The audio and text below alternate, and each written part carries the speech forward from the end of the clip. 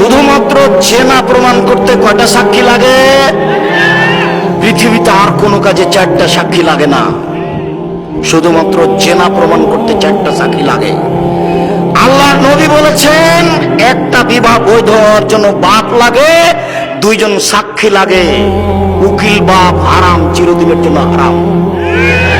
উকিল বাপ চিরদিনের জন্য হারাম, চিরদিনের জন্য হারাম, কিয়ামত পর্যন্ত হারাম উকিল বাপ। উকিল বাপই নাই।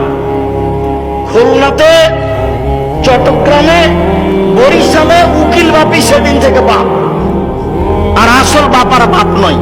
ওই উকিল বাপই সেদিন থেকে বেটির বাড়ি যাবে, বেটি উকিল বাপের বাড়ি যাবে।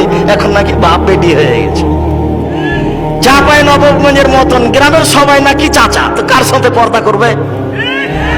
কেউরা গ্রামের সবাই নাকি ভাই, তো কার সাথে পর্দা করবে? তাই পর্দা করার কেউ নাই। এখন এর বাড়ি ও যায়, ওর বাড়ি এ আসে।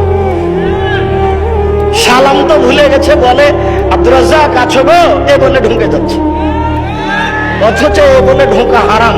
আসসালামু আলাইকুম, দরজায় গিয়ে সালাম দিতে লজ্জা পাই। শতকরা 1999 জন লোক লজ্জা পায় আমার সামনে যারা বসে আছে।